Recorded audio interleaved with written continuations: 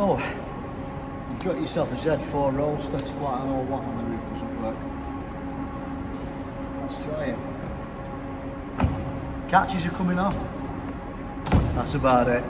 Nothing else. No hydraulic action at all. Red light flashing like Billy. Catches go back when we close it. Let's go and diagnose it. Today we're going to use our trusty power probe because we want to check the relays and make sure the relays are actuating. There's two relays which I'm going to cover in a minute. So let's put the positive on the power probe, let's ground it. We can start diagnosing. I'm going to mute this power probe because it's a bit annoying. We've got a ground, we've got a live, but we're just going to probe it. We're going to see if we have a live and a ground when we operate the roof. If we do, that's not so good because it means that the hydraulic pump's probably not working. But we'll have a look at that next. The system works with two relays and basically the reverse polarity to the hydraulic pump in the trunk. We're going to activate the switch for the convertible top. The first noise you'll hear is the motorised catches left and right on the cowl panel, which is on the roof here. When they've released, the hall sensors in there will signal the convertible top to send another signal to the relays to activate them, to energise the coils. One will be negative, one will be positive from both relays. One relay negative, one positive.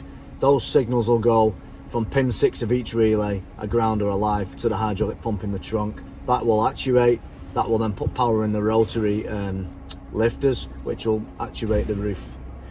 So what we'll do first, we'll look at the first one and we'll open the roof. That's the catches on the roof cowl panel. Stop. It stays ground. So that relay provides a ground on the opening function of the roof. The next one is the close function. You'll hear the catches again. 12 volts now on the hydraulic side. Done. Closed.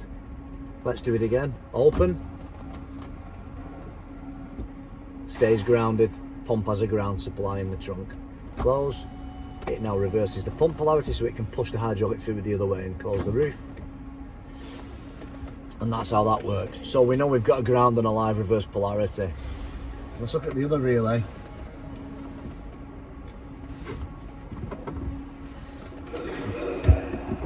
We've got a ground. That's pin 6. So we have a ground. Let's open it. Catches will stop. Now we've got 12 volts to the pump to open it. Close. We've got a ground all the time. So we've got a ground, we've got a live, we've got a reverse polarity, switch is working, relays are working, no fuses are blown. It can only be a problem with the pump or the wiring to the pump. So now we need to focus on that. On the relays, you need to go to pin 6, black, green, black, blue. They're the outputs.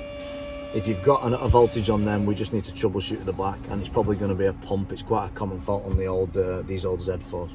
But let's continue with the trunk area. Here's your two relays, what I was talking about before. You can see you've got a black and green, and you've got your blue green there, and they're basically pin 6. And on the wiring diagram, you'll find that they're the outputs, and they sit upright like this. And if you want to know how to get them out, one of them was already broken slightly because someone's been obviously doing, but this one wasn't. And basically they're quite tricky because they sit upright like this. But you need to try and just get a screwdriver underneath like this. But don't force it or anything, just put pressure on it and then just gently lift one side off, and you'll do it without snapping it. So there's your relays, and on this vehicle, this is the general module. It's quite an old thing, is the general. I'll just zoom out. The general module is an old thing. It's a bit like, it's a body module basically. And the layout of these, they're a bit tight. There's some leaves there as well from cabin filter. They're very, very simple. Look at the wiring harness, it's tiny. So that's where your relays are, salmon coloured. And there's your plan, there's your schematic of them. It gives you a nice, gives you a lovely schematic on the side of how everything works. You can't go wrong really. And if you just pull these out on the white side, you'll see the pin numbers. And that's it, that's how it works. So another good place, if you don't want to go to the relays, the ultimate place is if you take that grill out there, you'll see we've got the same colour wires. Blue, black, green, black. And what we can do now with that, we can troubleshoot there, and then we can then eliminate that lot of wiring. Because the trouble with this is, you have to take the actual convertible top out the vehicle, completely off the car, just to check the hydraulic unit. Fluid level, for one reason, could cause it, basically. Low fluid level. But I can't even hear the motor. So really, all we can do in this quick 5-minute diagnosis is go to the last point what we can get to before we have to take the roof off. What we can do, of course, is check the resistance too. But let's just repeat that measurement now and see what happens.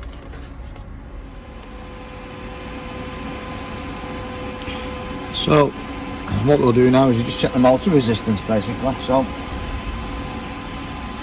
this is the harness for the motor, which we checked before, and all we need to do, it should be about 0.2 of an ohm, of 1 ohm. What we can do is pop these in and just triple check everything, basically.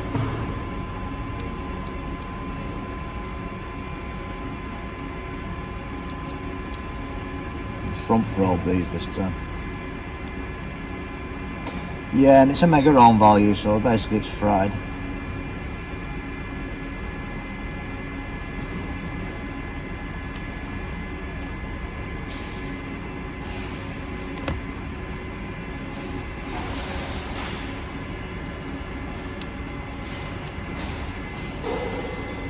And finally got it settled, 24 kilo ohms, so basically that's going to the motor.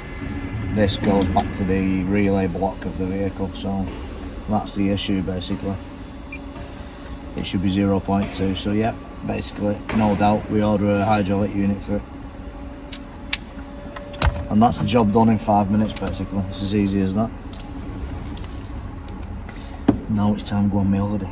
Like I said before, there's no reason you can't diagnose the roof in 5 minutes. Of course we have to take the roof out the car. I'm going on my holiday today for 1 month, as is customary in Finland, so that job's going to fall to somebody else, I'm afraid. But what we can say is, we can say that everything is working up to the point where the harness goes to the motor. The motor seems to have some sort of continuity to ground, which it shouldn't have, so it's probably just basically worn out or stuck or shorted. So at that point, we just need to take the roof out. Unfortunately, you have to take the roof out. It's not a massive job on these, but there's always damage or risk of damaging something, you know, paintwork and stuff, so you got to take precautions with that. So yeah, so I'm going to go on my holiday and I'm going to recommend to take the roof out. Probably it'll need a hydraulic unit. On these, I've never owned one, but if it was me, I would absolutely take the system away and I would remotely mount it, because it's just a bad design in my eyes. It's buried so deep with a tiny drain hole, not even digging up a finger. So yeah, so I think that's what they'll do, and hopefully they'll report back to me when I get back that everything was all working quite nicely and it would fit. So right, cool. So listen, until next time, keep watching, and if you want to subscribe, please subscribe. I'm not going to force anyone like all these other channels. I am only new. I've not really got like the authority to say, oh, you must subscribe, but if you would, that'd be great, because then this algorithm on YouTube allows my videos to be seen by more people, and I can help more people, and I can help people for free. Because in this day and age, knowledge is basically being exploited and monetized, and I don't want that. I want everyone to become really good at this job, and the only way we can do that is by spreading free knowledge. So let's do it. So give me a like and give me a subscribe if you want, and let's keep this show going.